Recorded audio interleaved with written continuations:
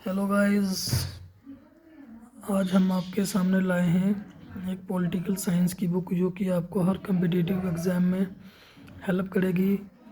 आप इस बुक को बाय कर सकते हैं और आप हेल्प कर ले सकते हैं इस बुक के द्वारा। ये आप देख सकते हैं फर्स्ट चैप्टर है हिस्टोरिकल बैकग्राउंड। ये आपको हर एग्ज़ाम में आता है। ये आप देख सकते हैं, आपको हर एग्ज़ाम में कोई भी पेपर उठा लीजिए आप, आपको हर पेपर में इसके रिलेटेड क्वेश्चंस आए होंगे। ये आप पढ़ सकते हैं। इसके parts historical background, making of the constitution, concept of the constitution, जो काफ़ी सारे हैं ये आप देख सकते हैं। ये जो चैप्टर हैं आप इनको एकदम अच्छे से क्लियर कर दीजिएगा। आप हर एग्ज़ाम क्रैक कर सकते हैं इस बुक के द्वारा। अब हम आपको ले चलते हैं आगे।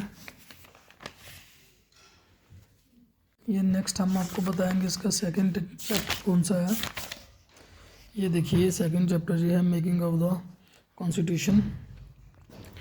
ये भी एक काफ़ी इम्पोर्टेंट चैप्टर है जो कि हर एग्ज़ाम में आपको आएगा ही आएगा। नंबर 3 हम आ रहे हैं। अब इसके थर्ड चैप्टर कौन सा है, ये देखिए थर्ड चैप्टर है इसका कंसेप्ट ऑफ द कॉन्स्टिट्यूशन। ये आपको बहुत इम्पोर्टेंट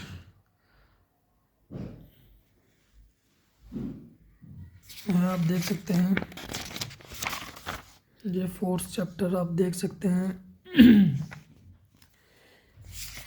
इसको आप बहुत ही डीपली पढ़ें और आपका एग्ज़ाम कोई भी एग्ज़ाम हो वो आप पलों में क्रैक कर सकते हैं। आज हम आपको जो कि इसके इम्पोर्टेंट चैप्टर हैं वो हम आपको दिखाएंगे इस बुक में।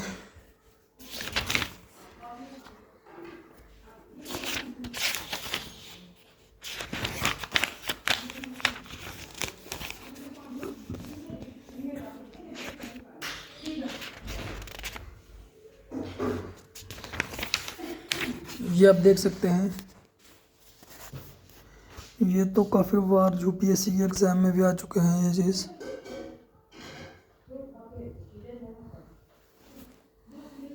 ये देखें आप, सब्जेक्ट मैटर, शायद हाँ आपको पूरा दिख रहा होगा। आर्टिकल्स कवर्ड डील्स विद, ये देखिए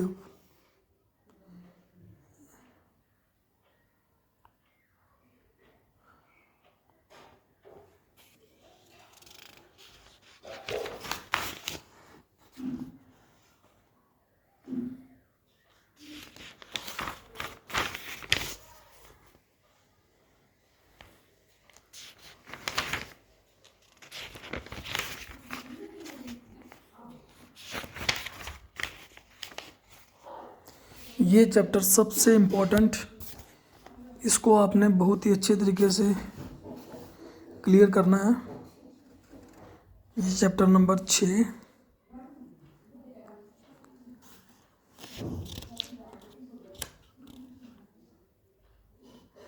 ये हमने जो इम्पोर्टेंट्स हैं उसको हाइलाइट्स कर रखा है, आप देख सकते हैं।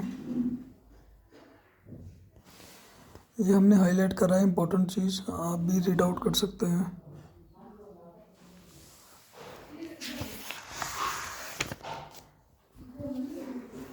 ये आप देख लीजिए। ये आप नोट भी कर सकते हैं अपनी नोटबुक पर।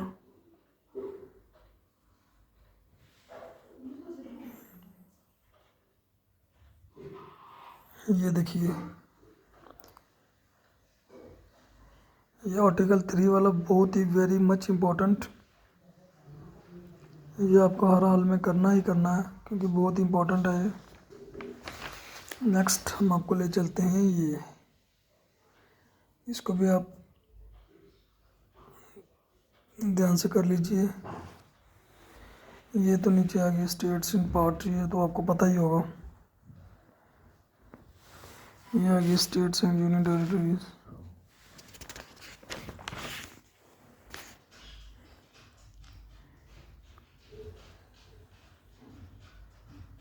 महाराष्ट्र एंड गुजरात।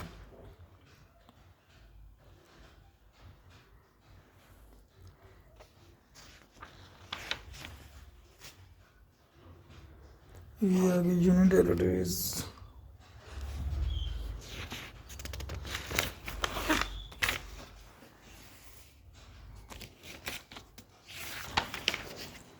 ये चैप्टर 7 है, सिटीजनशिप। ये आपको सिटीजनशिप के बारे में पूरा क्लियर कर देगा ये चैप्टर। आप इसे एक बार पढ़ लीजिए, आपको पूरा क्लियर हो जाएगा कि सिटीजनशिप के वगैरह वगैरह जो भी होता है इसमें। आप पढ़ेंगे तो आपको पता चल जाएगा। ये बहुत ही इम्पोर्टेंट है।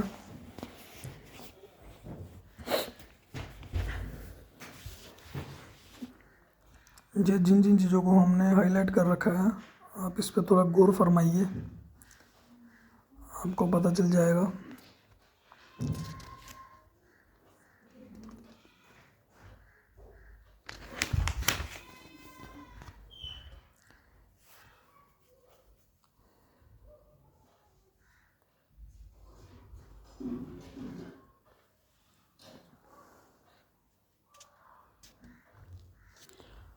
अगर हो सकता है इसको साथ साथ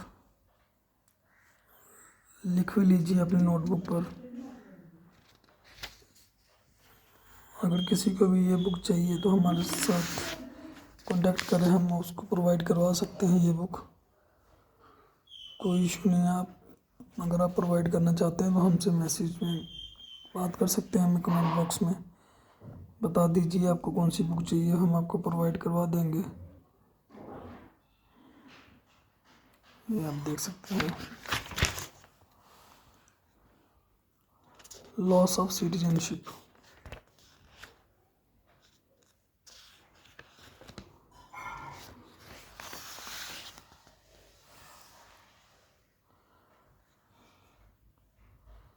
जैसे हम NRI बोलते हैं, नॉन रेजिडेंस इंडियन, उसके बारे में भी आपको पूरा बताया गया है यहाँ पे। हम किस तरह से कर सकते हैं इसमें। ये आ गया टेबल इसका, ये इस पर पूरा डीपली बताया गया है ना कि इसे कैसे करना है कैसे नहीं। ये देखिए आप, chapter 8, most important fundamental right, जो कि सबको पता होने चाहिए। ज़रूरी नहीं है जो कि लोग, जो बच्चे एग्ज़ाम की तैयारी कर रहे हैं उन्हें, हमें हर इंसान को पता होना चाहिए what is fundamental right, what is our fundamental right. ये देखिए जो जो इम्पोर्टेंट है हमने हाईलाइट कर रखा है, आप देख सकते हैं। आपको पूरा पढ़ने की क्या ज़रूरत नहीं है, ये जो जो हमने हाईलाइट कर रखा है ना, आप सिर्फ इसको देख लीजिएगा, आपको पूरा क्लियर हो जाएगा। ये इम्पोर्टेंट लाइंस जो हैं वो हमने हाईलाइट करी है। ये देखिए, आप देख सकते हैं, आप पढ़ भी सकते हैं आप। ये जो 7 फंडामेंटल राइट हैं, ये इसको थोड़ा सा ध्यान से आप देखिए। Right equality article 14 to 18, right to freedom article 19 to 22, right to against, सारा कुछ लिखा हुआ है अपने। Right to property, right to हर चीज़।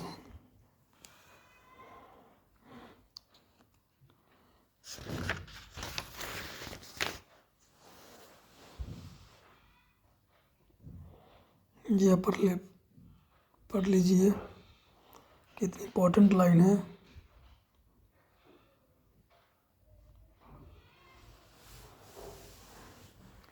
Right to equality, the most important thing.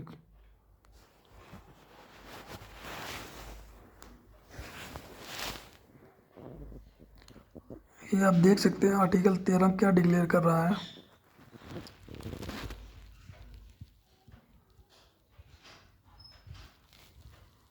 ये देखिए,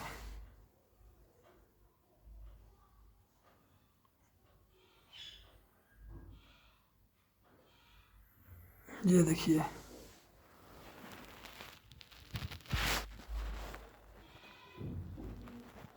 ये आर्टिकल 14 को आप एक और ध्यान से पढ़िए, आपको पूरा क्लियर हो जाएगा। What is right to equality. Next, ये भी reservation for OBC in educational institution, इसमें भी आपको क्लियर हो जाएगा जो भी है इसमें। Next,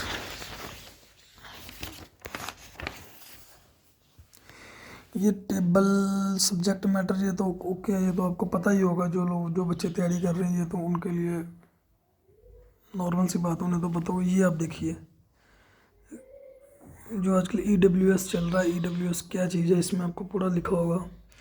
reservation for EWS and education institution the above, आप पढ़ लीजिए, देख लीजिए पूरा, हो सके तो राइट डाउन कर लीजिए, आपको बहुत काम आएगा। इसके साथ एक और है, वो हम हाईलाइट करना भूल गए, ये भी बहुत इम्पोर्टेंट है। Equality of opportunity in public employment. ये इसके आप पार्ट ए को ध्यान से पढ़िए,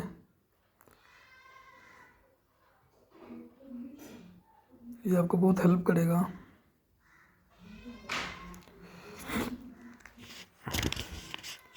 आप वीडियो को रोक कर भी उसको राइट कर सकते हैं, लिख सकते हैं अपने नोटबुक पे। इस पे तो हमें कुछ खास दिखा नहीं, कुछ ऐसा है नहीं इसमें जो कि आपके काम आ सके, तो इसलिए हमने इसको हाईलाइट नहीं करा। जो आपके काम वाली चीज़ें हैं वही हमने हाईलाइट करी है। इसको, ये आ गया, इससे भी आप थोड़ा बहुत देख सकते हैं, बट ठीक है, इसको देखना ज़रूरी है, बट कह नहीं सकते इम्पोर्टेंट है।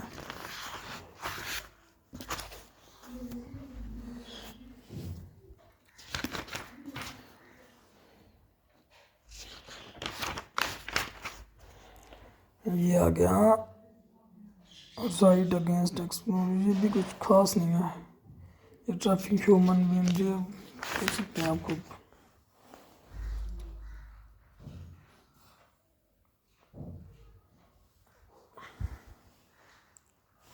हाँ, ये है थोड़ा इम्पोर्टेंट, इसको आप देख लीजिएगा। Culture and educational right,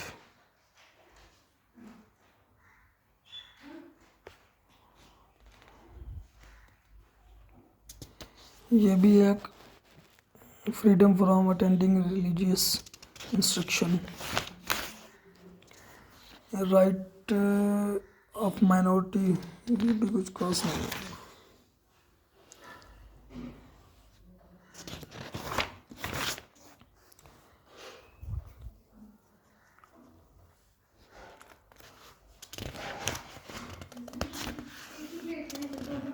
armed force and fundamental rights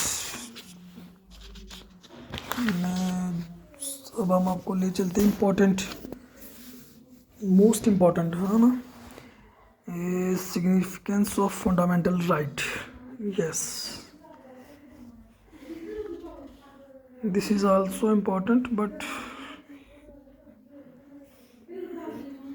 you have to read it one time.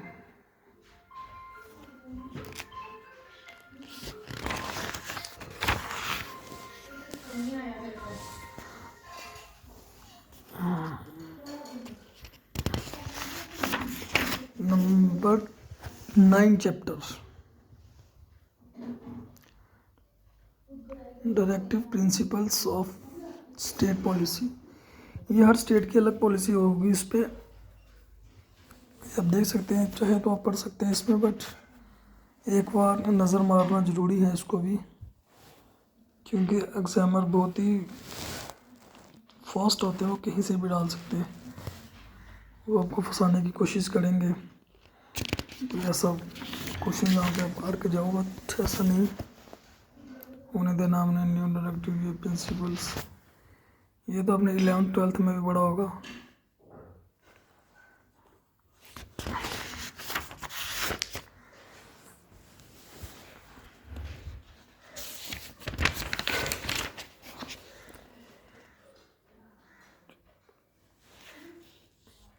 ये तो 9th क्लास में भी है, इम्प्लीमेंटेशन ऑफ डायरेक्टिव प्रिंसिपल। ये आ गया ये फंडामेंटल ड्यूटीज।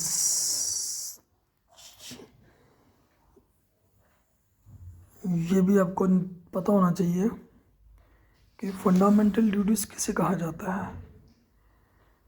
जिन बच्चों को पता है वो हमें कमेंट करके बता सकते हैं अपनी ओर से, बट जिन्हें नहीं पता है वो आप एक बार इससे रीड आउट कर लीजिए।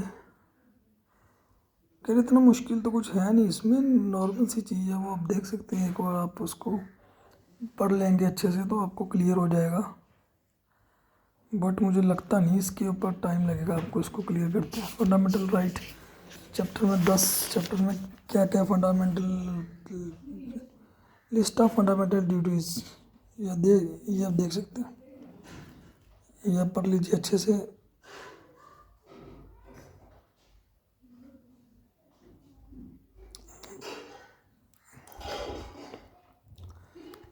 नोट भी कर लीजिए, आपको काम आएगी आगे। शायद आपको बुक में ढूंढने में थोड़ी दिक्कत हो, इसलिए मैंने यहाँ पे रोक रखा है। आप इसको कर लीजिए नोटबुक पे, फिर हम आपको आगे ले चलते हैं।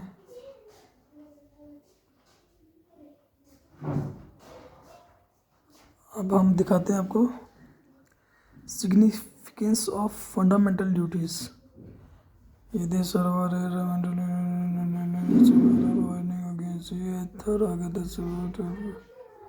आज उसी के बारे में लिखा है सारा। ये आप एक बार खुद पढ़ेंगे तो आपको अच्छा रहेगा। ये बिल्कुल इजी लैंग्वेज में लिखा हुआ है, इसमें कोई मुश्किल वाली बात नहीं है। आप इसको एक बार पढ़ लीजिए, आपको समझ आ जाएगी पूरा। नॉर्मली है फीचर्स ऑफ, ये क्या आ गया इसमें, features of the fundamental duties, वही सेम चीज़ है इसमें। पूरे पूरे के पूरे चैप्टर में वही सब दिखाया गया है, फंडामेंटल ड्यूटीज़ क्या हैं, ये वो वगैरह वगैरह। आप एक बार खुद देख लीजिए, आपको पता चल जाएगा। ये आ गया वर्मा कमेटी ऑब्जर्वेशन, इसको रहने दीजिए, किसी बॉटम में। ये आ गया chapter 11 amendment of the constitution. ये आपको करना ज़रूरी है क्योंकि ये भी काफ़ी इम्पोर्टेंट हर एग्ज़ाम में आता है। एसएसबी के एग्ज़ाम से लेके एसएससी की एग्ज़ाम दोनों में आता है ये चीज़। इसको भी आप हो सके तो थोड़ा बहुत कर लीजिए, पर छोड़ना नहीं है इसे, बहुत इम्पोर्टेंट है। ये आप देख सकते हैं bye simple majority of parliament.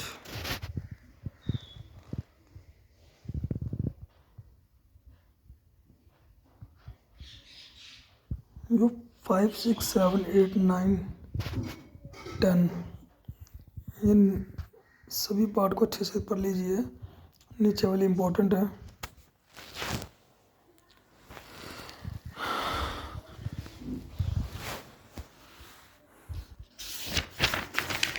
Number 12 chapter, अभी हम आ चुके हैं चैप्टर 12 पर। Basic structure of the constitution. Basic structure constitution का क्या है आपको तो पता ही होगा। ये 11th और 9th की बुक में भी आपको देखने को मिलेगा। अगर आपने जिन लोगों ने उसको अच्छे से पढ़ा उनको तो पता है, बट अगर आपने नहीं पढ़ा आप इसे एक बार देख लीजिएगा, क्योंकि ये भी आपको काफ़ी मदद करेगा।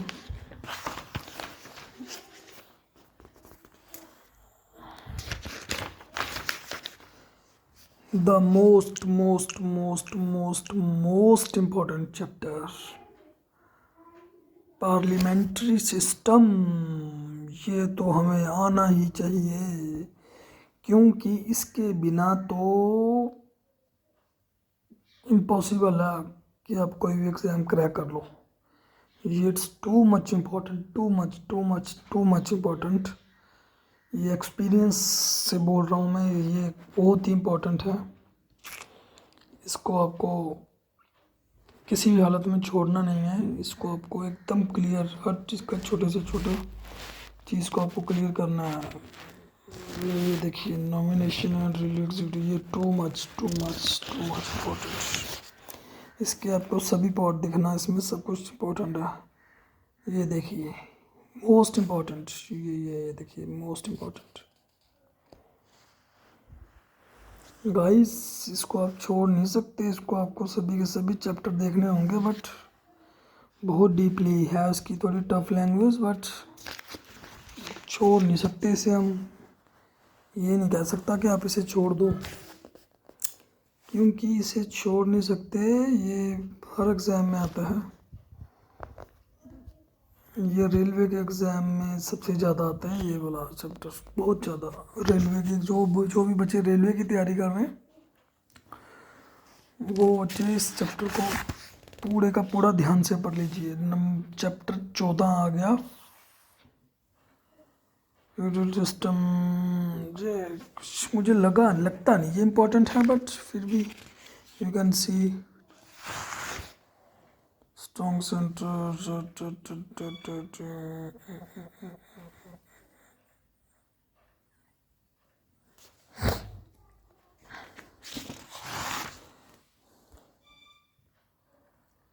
सिंगल कॉन्स्टिट्यूशन फ्लैग, ये नो है ना जो चैप्टर 9, इसको आप थोड़ा सा आप डीपली देख लीजिएगा, क्योंकि ये इम्पोर्टेंट है इसमें। Use of the government of state government separate हाँ, very very very very much important. इसे नहीं छोड़ना आपने, इसे आपको ज़रूर देखना है, क्योंकि ये आपकी बहुत हेल्प करेगा। ये नो है ना ऑल इंडिया सर्विस वाला, इससे बिल्कुल भी नहीं छोड़ना गाइस, इससे बिल्कुल भी नहीं छोड़ना। इसको आप जितना अच्छे से क्लियर कर सकते हो ना इसको उतना अच्छे से क्लियर करो, क्योंकि ये बहुत इंपॉर्टेंट है। अब इसमें आते हैं हम, पार्लियामेंट अथॉरिटी और state list. Yes yes, appointed to governor, yes too much 11th और 12th, हाँ 11th 12th को आपको नहीं छोड़ना। गाइस चलते हैं आगे हम।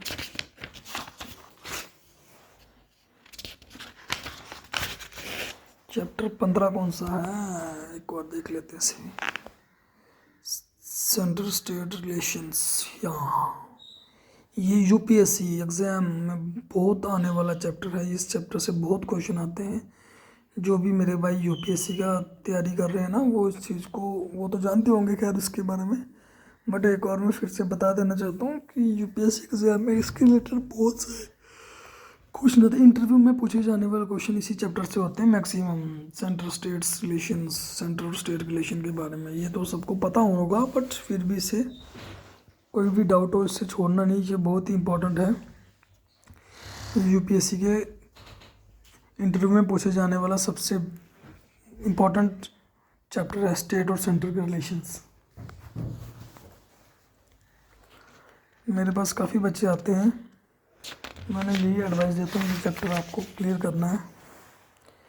अब हम इस पे देखते हैं क्या है, सेंट्रल कंट्रोल ओवर स्टेट। हाँ ये तो आपको ये तो पूरा ही आ गया ना, वो जो भी आपने बात की, ये तो आपको बिल्कुल नहीं छोड़ना ये चैप्टर। खासकर जो बच्चे यूपीएससी की तैयारी कर रहे हैं उनको बिल्कुल नहीं छोड़ना है। नेक्स्ट हम देखते हैं, आप इसमें देख लेना ना जो भी इम्पोर्टेंट उससे आप कर लो, बाकी ज़रूरत नहीं है वैसे। नेक्स्ट चैप्टर हम देखते हैं कौन सा है, public service commission. To much important, please ये इसको क्लियर कर लीजिएगा। आपको एसएससी के एग्ज़ाम में आने वाला हमेशा इसी में से आता है। इस टॉपिक जो है ना ये इसी में से आता है सारा। इसमें आपको ऑल इंडिया सर्विस, ये तो आ गया यूपीएससी वालों का, बट फिर भी एसएससी वाले भी कर लीजिए एक बार इसे, ये टॉपिक क्लियर।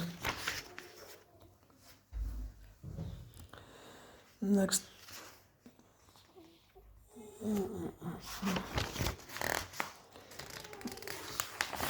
ये जो हमें इम्पोर्टेंट है ना वही हम आपको बता रहे हैं अभी।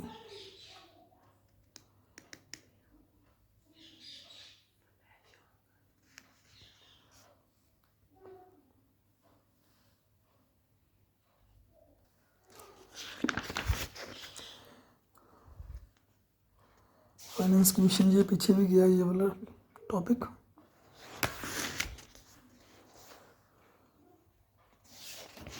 स्टेट ये guys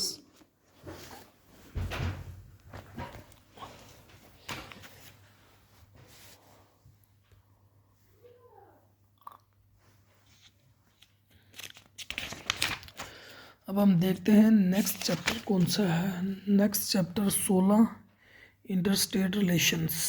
very important. Too much too much too much.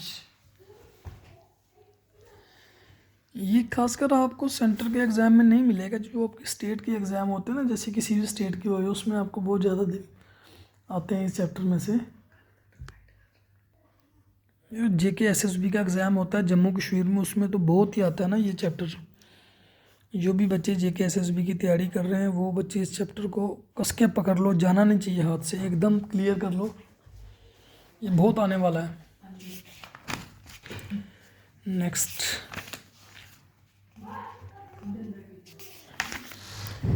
Chapter 17 emergency provision. हाँ ये भी कर सकते हैं, इम्पोर्टेंट है, बट मुझे तो कुछ लगा नहीं, बट कर सकते हो आप।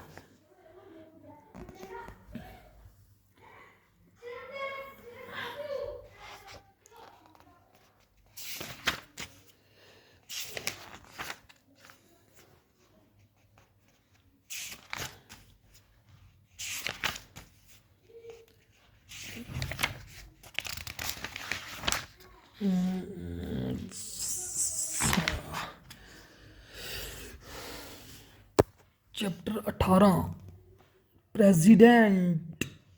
Very good, very very very much important. ये इस पे चैप्टर 18 में कितने टॉपिक हैं? President, vice president, prime minister, central constituent, cabinet, committee, parliament, parliamentary guys, ये तो बहुत ही इम्पोर्टेंट है, हम इसे छोड़ नहीं सकते किसी भी हालत में। सॉरी गाइस, हम इसे हाईलाइट नहीं कर पाया, बट ये मैंने अभी देखा इसको बुक में, मुझे लगा शायद ये चैप्टर दूसरी बुक में है, बट ये इसी बुक में था, पॉलिटिकल साइंस की ये वाली बुक है, जो मुझे लगा दूसरी वाली पॉलिटिकल साइंस की बुक में है।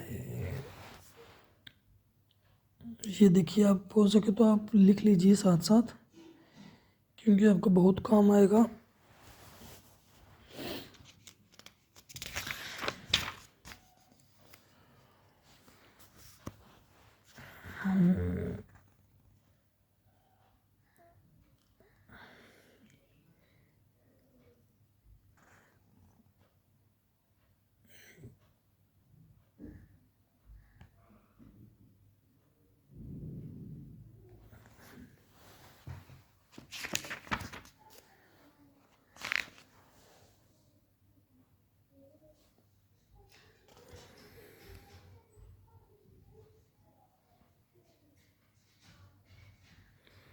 ये टॉपिक देखिए, powers and functions of the president.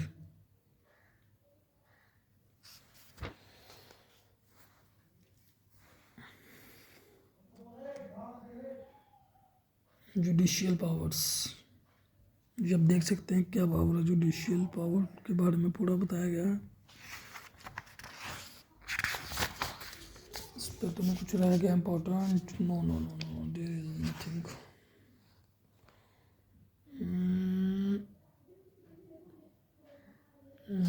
Right, important.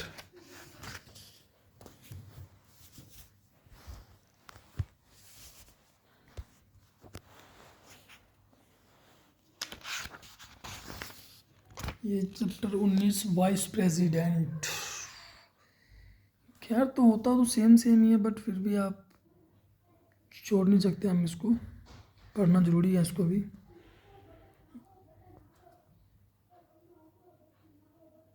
ये देखिए, अब यहाँ पे बस दिखाया गया है,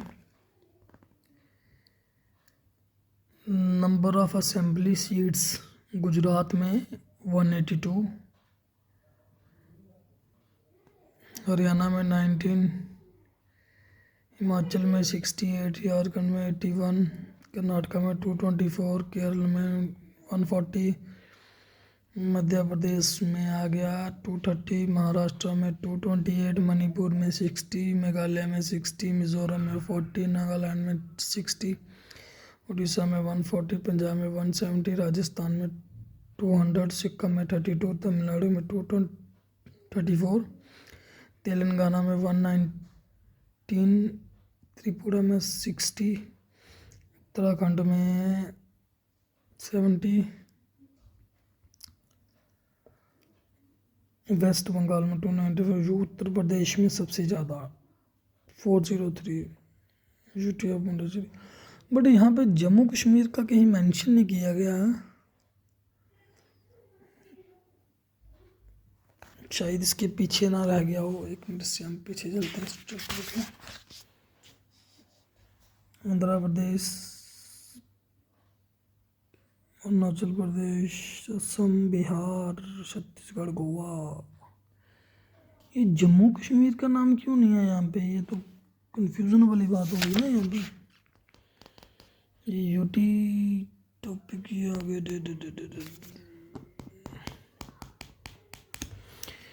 चलो नेक्स्ट हम करते हैं वाइस प्रेसिडेंट। ये तो हमने अभी स्टार्ट करा था। ये बताया गया इलेक्शंस के बारे में कब कब हुआ था। Power of functions, to much important. Qualifications के बारे में जो भी है इनका, ये आपको पता ही होगा, बट एक बार रीड आउट कर लीजिए इसको।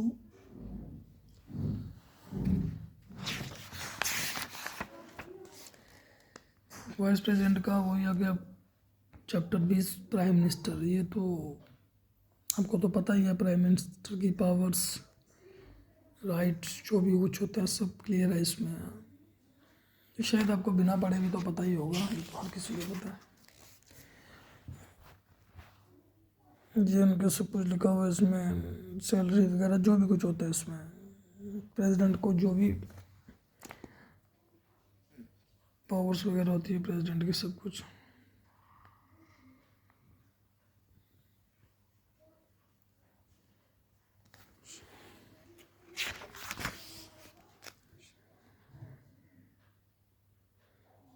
ये आर्टिकल 74 आप पढ़ें एक बार इसको ध्यान से।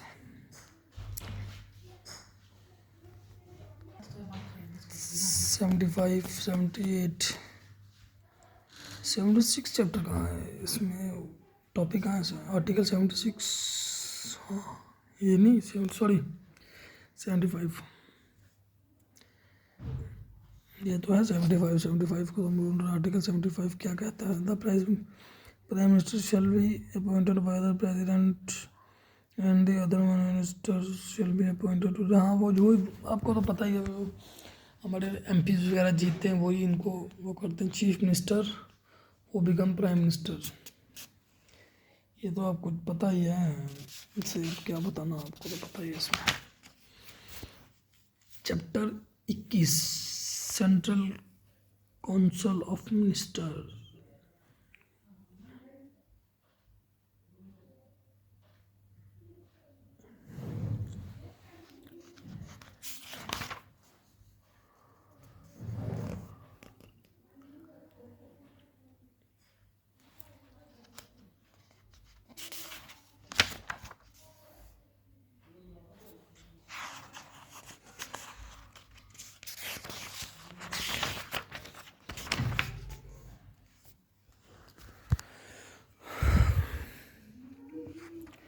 रोल ऑफ कैबिनेट का क्या रोल होता है देख लीजिए खुद ही, जिनको नहीं पता वो भी देख लीजिए। It is the highest decision making authority supreme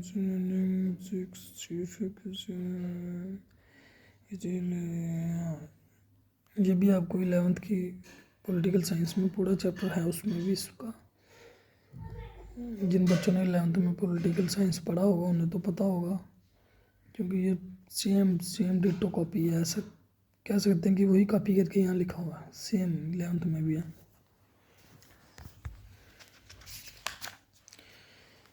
cabinet chapter 22, cabinet committees, ये भी क्लियर है आपको। लिस्ट ऑफ कैबिनेट कमेटीज, या थोड़ा सा क्लियर कर देते हैं आपको। Cabinet committee on political affairs, cabinet committee on economic and affair appointed committee of the cabinet and cabinet committee on security cabinet, ये वही है ना, ये भी 11th में है।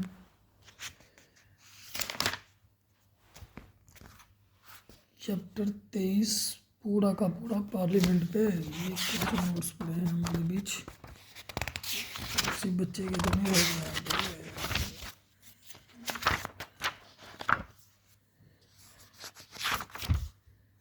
नहीं गाइस, ये पढ़ लीजिएगा, ड्यूरेशन ऑफ टू हाउसेस। जो चैप्टर मैं आपको बता रहा हूँ वो अच्छे से कर लीजिएगा, आपको काफ़ी मदद मिलेगी राज्यसभा के बारे में, ये सिस्टम वगैरह वगैरह।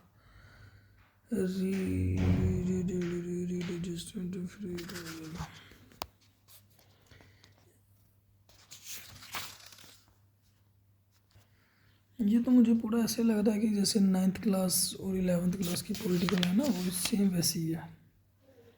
सैलरीज एंड अनाउंसेस,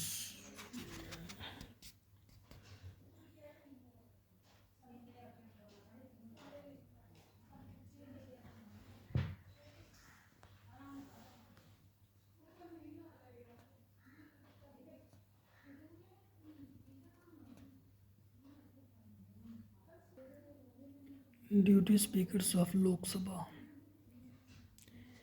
ये थोड़े से तीनों लाइन्स आप अच्छे से कर लीजिए, थोड़ा सा पढ़ लीजिए। If he and she is member of Lok Sabha, ये पूरा उसमें बताया गया है।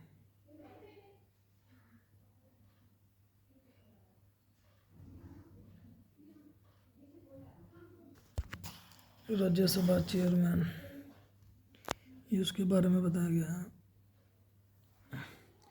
Deputy chairman of Rajya Sabha,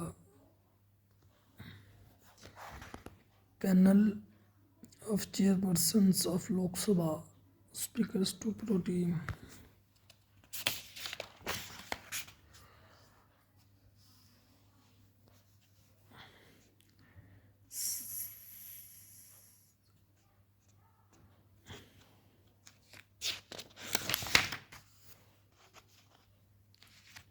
voting in house, ये तो आपको पता ही है।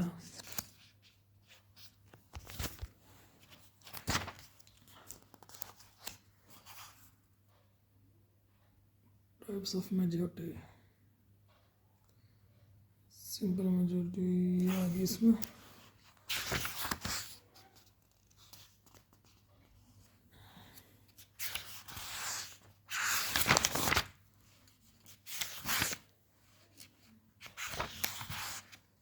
ओ my god, ordinary bill too much important. अभी अभी बुक लीजिए, नोटबुक लीजिए, इससे अभी लिख लीजिए, बहुत इम्पोर्टेंट है ये। मनी बिल, ये भी लिख लीजिए आप।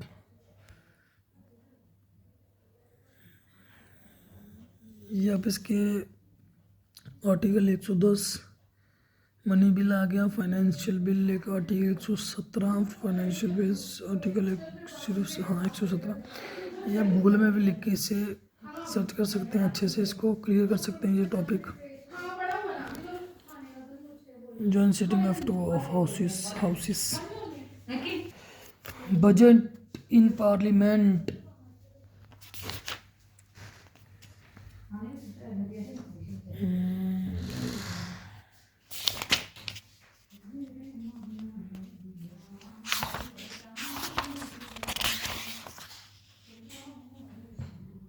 क्लैरिफिकेशंस, फंडामेंटल राइट, ये अभी हमने पीछे भी तो पढ़ा है इसको, और यहाँ पे भी जो वो मैंने आपको पहले भी बोला था, फंडामेंटल्स के जो भी चैप्टर्स हैं ना, इसको टॉपिक है, इसको क्लियर कर लीजिएगा, क्योंकि फंडामेंटल हर जगह पे आपको आएगा ही आएगा।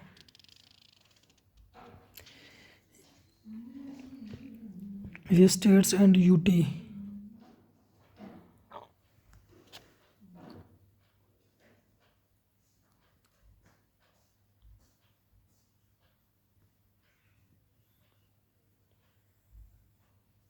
क्योंकि यहाँ पे जम्मू कश्मीर का नाम आपको अभी भी नहीं मिलेगा, क्योंकि मेरे ख्याल से वो 370 को लेकर कुछ दिक्कत आ रही थी ना, वो केसेस वगैरह चल रहा होगा सुप्रीम कोर्ट में, चल रहा था, अब का होता नहीं। अब तो खैर क्लियर हो गया, जब बुक उसके पहले छपी है।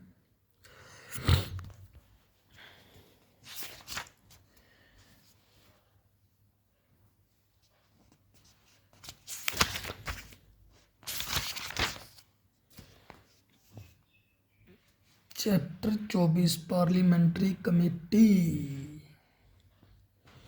गाइस क्या क्या छोड़ें क्या क्या पकड़ें, सबका सब इम्पोर्टेंट, इसको तो हम कुछ नहीं छोड़ सकते इसमें, क्योंकि इसमें कुछ नहीं छोड़ सकते हैं हम, सबका सब क्लियर है।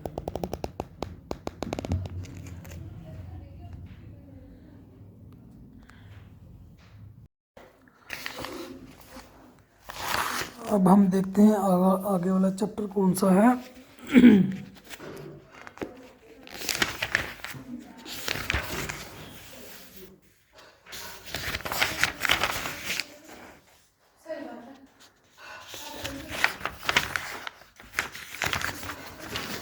Chapter 25 Indian parliamentary group.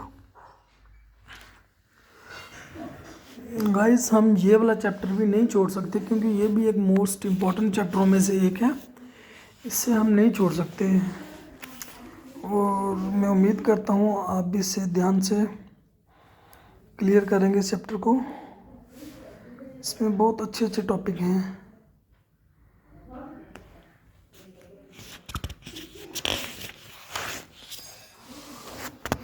Functions of the IPG, ये पढ़िए।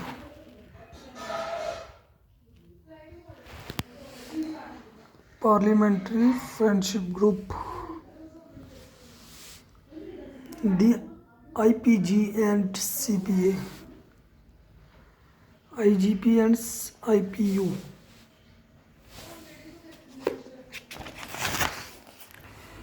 Chapter 26 supreme court. ये तो हर बंदे का फंडामेंटल राइट है जानने का, इसे हम नहीं छोड़ सकते किसी भी हालत में। अपॉइंटमेंट ऑफ जजेस। द जजेस of the supreme court are appointed by the president. The chief justice is appointed by the president after constitutions with such judges of the Supreme Court and High Court as he and she deems necessary. Very important. The other judges are appointed by President after consultations with the Chief Justice and such other judges of Supreme Court and the High Court and his deems necessary. The consultations with the Chief Justices is the appointment of Judge then Chief Justice. Guys, ये paragraph बहुत ही important है, बहुत ज़्यादा important, इसे छोड़ने की भूल मत करना, इसे अच्छे से रीड आउट कर लीजिए। कंट्रोवर्सी ओवर कॉन्स्टिट्यूशन है, ये भी most important. Qualifications auth and salaries.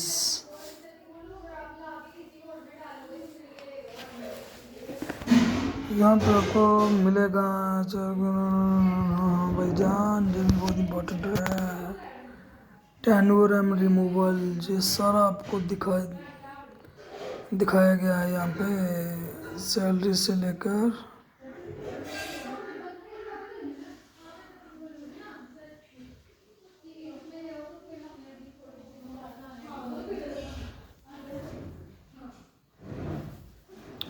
ये देखिए बहुत इंपॉर्टेंट है, इसमें सैलरीज वगैरह removal her cheese.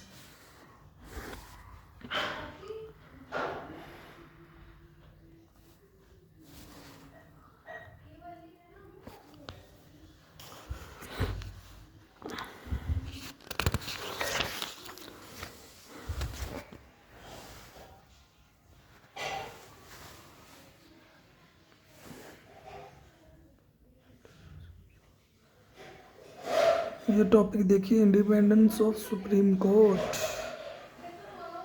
Model, mode of appointment, security turn over, सब कुछ सब कुछ सबका सब कुछ। ये आप पढ़ लीजिए ध्यान से इसको।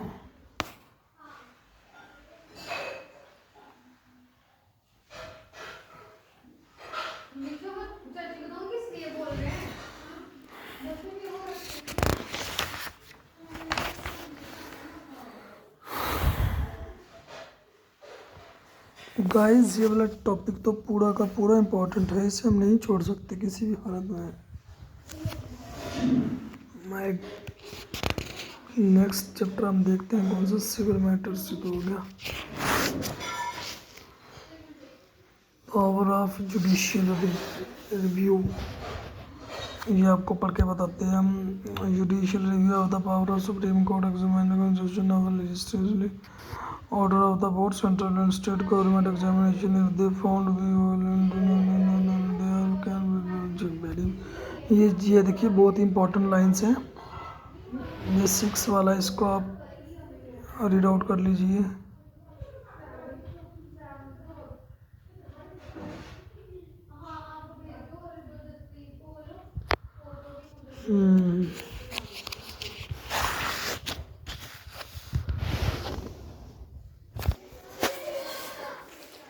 ये क्या है, मैक्सिमम नंबर ऑफ जजेस, यहाँ पे दिखाया गया है मैक्सिमम नंबर ऑफ जजेस सुप्रीम कोर्ट 10 11 सुप्रीम कोर्ट। वही पूरा क्लियर है। अब हम आपको इतना नहीं पढ़ के बता सकते क्योंकि हमें और भी चैप्टर आपको बताने हैं। Chapter 27 judicial review. गाइस ये तो पूरी की पूरी बुक ही इम्पोर्टेंट है, हम इसमें क्या छोड़ें और क्या पकड़ें, सबका सब इम्पोर्टेंट है स्टूडेंट्स, बहुत इम्पोर्टेंट है ये सब। Importance of judicial review to uphold the principle of the supremacy of the constitution. Number 2 to be maintained between balance between, oh my god, very important, very much important। Scope of judicial review, ये पढ़िए, ये पूरा पढ़ा, ध्यान से पढ़ें आप। ये मैं रोक कर रखता हूँ यहाँ पे, आप इसे ध्यान से पढ़िए। देखो कितने इंपॉर्टेंट लाइंस लिखी है इसमें।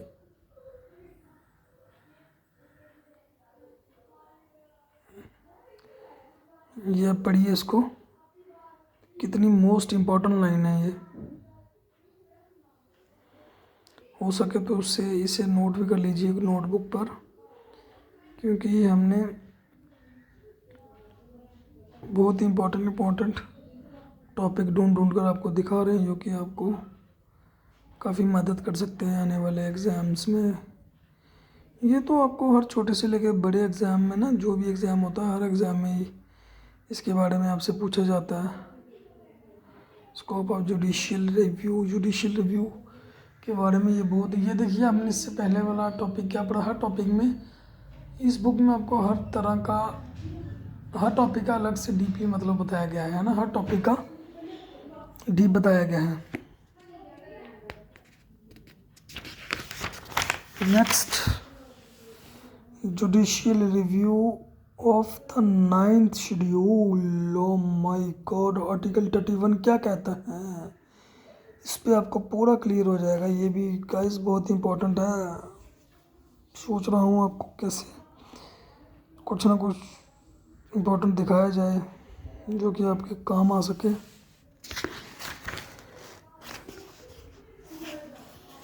ये जुडिशियल एक्टिविज़म, ये गाइस पूरी की पूरी बुक ही इम्पोर्टेंट है, इसे हम कुछ नहीं छोड़ सकते क्योंकि इसमें हमें सब कुछ ही करना पड़ेगा guys students. Supreme court observations, O my God, first और सेकंड पैराग्राफ को ध्यान से पढ़िए।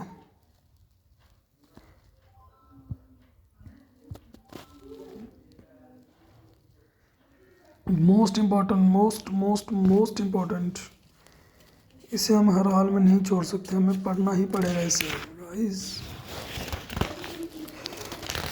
देखते हैं chapter 29।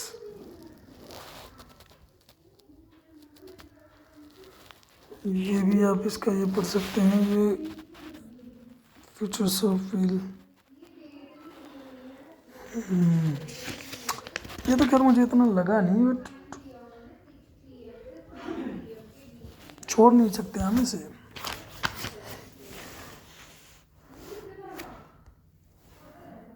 Scope of principles of wheel, chapter 30 corner ये भी है गाइस। क्या आप छोड़े हम इसे, पूरी की पूरी बुक इम्पोर्टेंट है। इस पे देखिए कौन कौन से टॉपिक हैं। Governor, chief minister, state council of minister, state legislature, size court, subordinate court, guys नहीं छोड़ सकते गाइस। आप ना इस बुक को बाय ही कर लो, क्योंकि यहाँ से हम आपको कितना दिखा पाएंगे। जो जो इम्पोर्टेंट है हम वही दिखा पा रहे हैं, बट फिर भी बहुत सी चीज़ें छूट रही हैं हमें जो कि इम्पोर्टेंट है, बट हम उसे कवर नहीं कर पा रहे। अब ये वाला देख लिया ना, ये वाला topic, powers and functions of governor. Governor का पूरा आपको बताया होगा गवर्नर के बारे में, इनका क्या सिस्टम होता है। कि ये आप देख सकते हैं ना, ये पूरा बढ़िया गवर्नेंस की पावर, क्या कुछ फाइनेंशियल पावर, लेजिस्लेटिव पावर, सब कुछ, सबका सब इम्पोर्टेंट ये आप देख सकते हैं।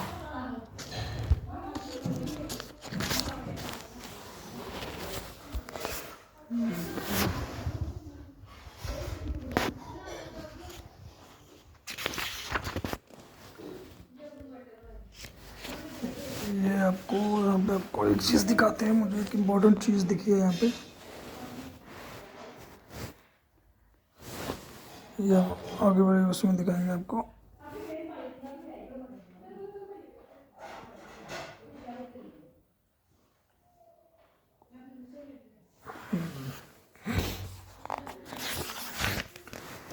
चैप्टर 31 चीफ मिनिस्टर, ये भी बहुत ही इम्पोर्टेंट है गाइस। चीफ मिनिस्टर की पावर्स, उसके बारे में सब कुछ बताया गया है। चीफ मिनिस्टर की पावर्स, चीफ मिनिस्टर के अंडर क्या होता है, क्या नहीं, क्या कुछ कर सकता है चीफ मिनिस्टर, क्या नहीं। हर पूरा स्टेट का पूरा लेवल लेखा जोखा यहाँ पे इसमें बताया गया है, जो कि चीफ मिनिस्टर के अंडर क्या कुछ होता है। ये इस टॉपिक में आपको सब कुछ दिखाया जाएगा कि चीफ मिनिस्टर के अंडर क्या आता है, क्या नहीं। इस पर इसको भी गाइस एक बार जरूर कीजिएगा, जरूर संबल रिक्वेस्ट, इसे मत छोड़िए, ये जरूर कीजिए। In relations to state legislature, oh my god, कितनी important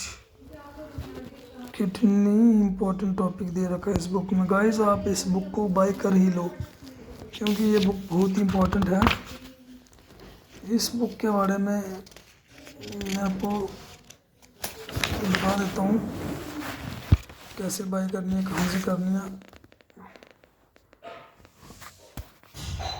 state council of ministers, very important, to much important guys. Article 164 other provisional, ये देखिए chief minister shall be appointed by the governor and other minister shall be appointed by the governor by chief minister. However, the state Chhattisgarh, Jharkhand, Madhya Pradesh and Odisha, there shall be a minister in charge of tribal welfare who is additional charge of the welfare. Very important guys, नहीं छोड़ सकते हमसे।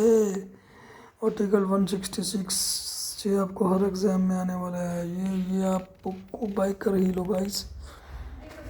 Article 167 duties of chief minister, article 167 हमें बताया कि chief minister की क्या duties होती हैं, सब कुछ। ये टॉपिक नहीं छोड़ सकते हम गाइस, सब के सब इम्पोर्टेंट हैं। Article 177 right of minister respect on the houses guys, है तो इम्पोर्टेंट ये भी है, बट क्या करें, नहीं छोड़ सकते, ये भी हमें करना ही पड़ेगा। Cabinet committees,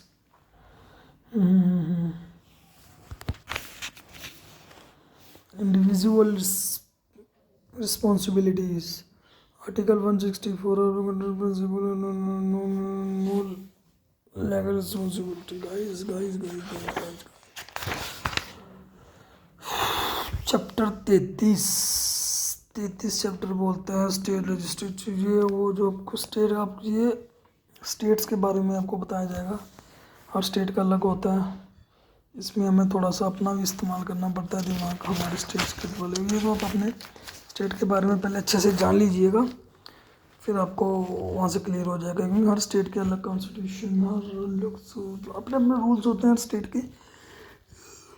all states are not same, that's why disqualification। ये पढ़िए आप गाइस, मुझे तो बहुत ही इंटरेस्टेड बुक लगी है। आप एक बार इसे बाय जरूर करना। किसी भी कॉम्पिटिटिव एग्ज़ाम की अगर आप तैयारी कर रहे हो ना गाइस, ये बुक होना आपके पास बहुत इंपॉर्टेंट है। अदरवाइज़ आपका बहुत कुछ छूट जाएगा एग्ज़ाम में। ऑर्डिनरी बिल्स, ये तो most important, most important. Ordinary bills, ये आपको पूरी नॉलेज होनी चाहिए। आप ये मैं रोकता हूँ यहाँ पे, आप इसको रीड आउट कर लीजिए या तो नोट आउट कर लीजिए, जो भी करना है आप कर लिए।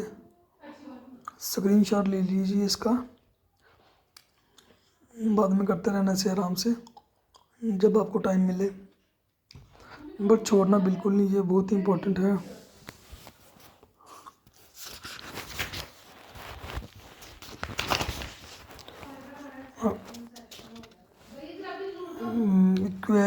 इक्वल विद असेंबली, गाइस ये भी तो करना पड़ेगा, इसको भी नहीं छोड़ सकते हम। ये भी बहुत इम्पोर्टेंट। ये क्या चीज़ है इसके हम देख लेते हैं।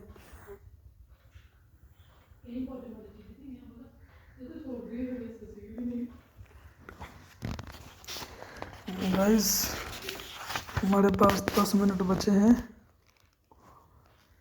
अब हम कोशिश करेंगे तो सिर्फ आपको इम्पोर्टेंट ही दिखाया जाए, बाकी तो आप खुद भी कर सकते हैं।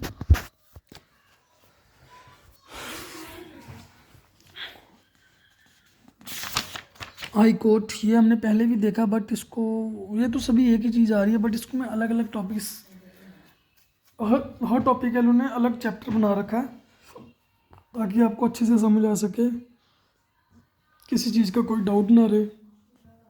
डेट्स वाई ये 34-35 बोर्ड कोड, ये तो सारा वही है ना जो हमने पीछे देखा है। 36 कंज्यूमर कमीशन, ये भी कर लेना गाइस, इसको मत छोड़ना, कभी भी मत छोड़ना इसको। कंज्यूमर कमीशन बहुत आता है, हर एग्ज़ाम में आता है, छोटे से लेके बड़े एग्ज़ाम में, हर एग्ज़ाम में पूछा जाता है इसको। ये चैप्टर को भी आपको बहुत ही अच्छे से इम्पोर्टेंट तरीके से करना है इसको। चैप्टर 38 लोक अदालत एंड अदर कोर्ट, ये उसी के बीच में ही होता है। खैर तो आपको लेकिन पढ़ना तो पड़ेगा ही आपको, क्योंकि जो लोग लॉ करते हैं उन्हें तो पता है इस चीज़ के बारे में, बट जिन्हें नहीं पता उन्हें तो पढ़ना ही पड़ेगा गाइस। बहुत इंपॉर्टेंट बुक है ये, बहुत ही इम्पोर्टेंट। अगर इसमें कुछ और इम्पोर्टेंट दिखता है तो मैं आपको ज़रूर रोक कर दिखाऊंगा। फिलहाल तो हम आगे चलते। फैमिली कोर्ट, इस टॉपिक पे भी थोड़ी नज़र डाल लेना। The family court act 1984 was, हाँ इस पर भी बिल्कुल ज़रूरी है। ये पंचायती राज ये आ गया। अभी पंचायत सेक्रेटरी का एग्ज़ाम भी हुआ था। 19% एग्ज़ाम जो था इस चैप्टर के बीच में से आया था। 90% एग्ज़ाम, आप खुद जान सकते हैं कितना इम्पोर्टेंट है। 90% एग्ज़ाम इस चैप्टर में से आया था। पंचायत राज 40 म्यूनसिपैलिटीज़, ये भी तो पता ही होगा आपको। खैर फिर भी एक बार इसको मोटा मोटा देख लीजिएगा, देख लेना आप, यहाँ पे आपको सब कुछ दिखाया गया है। ये देखिए, ये देखिए, ये देखिए, ये देखिए guys, types of urban government, municipal corporation, municipality, non government board, township, non special purpose agency, municipal corporation, municipality. ये आप ये देखो ना, यहाँ पे आप क्लियर हो जाएगा। ये जितने भी यहाँ पे टॉपिक लिखे हैं ना, इन हर टॉपिक का अलग अलग से आपको डीपली बताया गया है, ताकि आपको पूरा क्लियर हो सके, है ना। सिर्फ अगर नाम दे देते तो आपको इतना क्लियर नहीं होना था। चैप्टर 41 यूनियन टेरिटरी, यूटी इसको हम बोलते हैं। यूटी खैर इंडिया में कम ही है, फिर भी आप इसे एक बार देख लीजिएगा।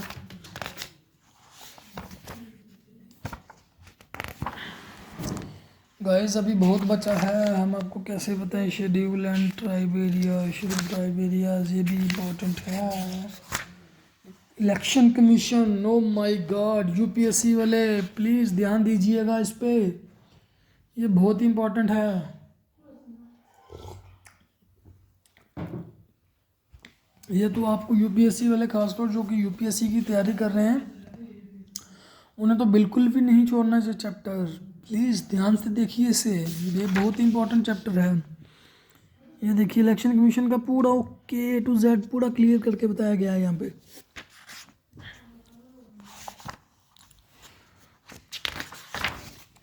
नेक्स्ट चैप्टर कौन सा होगा देख लीजिए।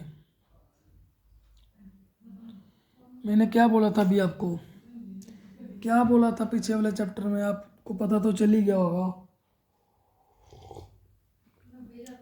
चैप्टर 45 ये भी यूपीएससी एग्ज़ाम वालों के लिए है, ये भी यूपीएससी एग्ज़ाम वालों के लिए। Guys students, my dear students, please you have to clear this topic. Functions, role, very much important.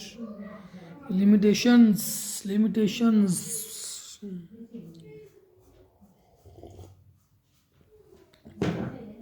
O my God.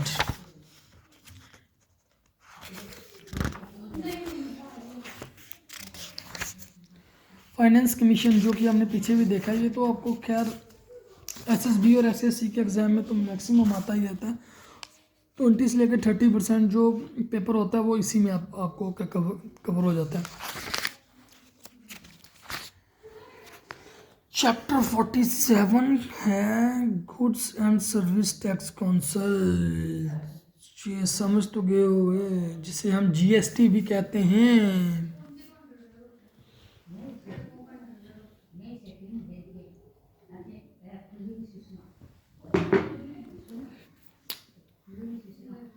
ये तो हम हर बंदा, हर एक इंसान देता है।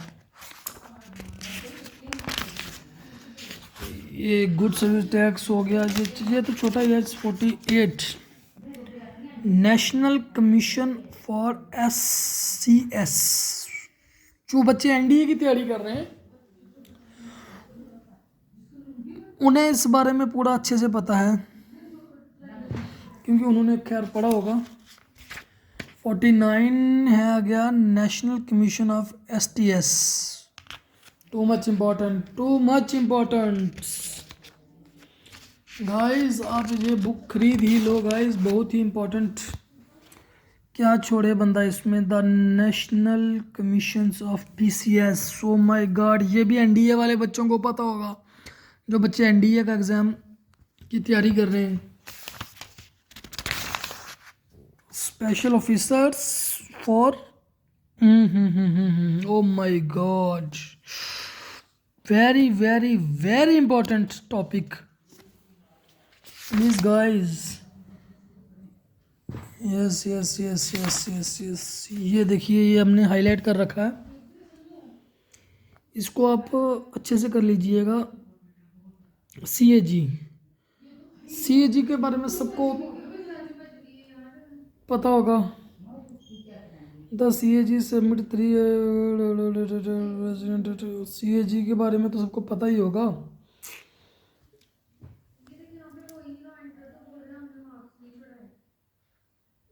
Government of India issued official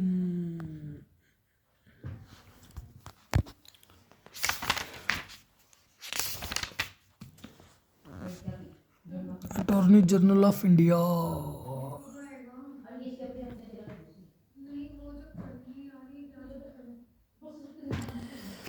guys ये टॉपिक को ध्यान से पढ़िए। इस टॉपिक को क्या लिखा है, अपॉइंटमेंट एंड टर्म्स। इसको आप एक बार पढ़ लीजिए ध्यान से, आपको पूरा चैप्टर यहीं पे क्लियर हो जाएगा। ये पढ़िए आप एक बार। गाइस वीडियो काफ़ी लंबी हो चुकी है, हम नेक्स्ट वीडियो में हम आपको और बताएंगे। तब तक जो हमने आपको बताया उससे आप एक बार अच्छे से पढ़ लीजिए, आपको खुद ही क्लियर हो जाएगा।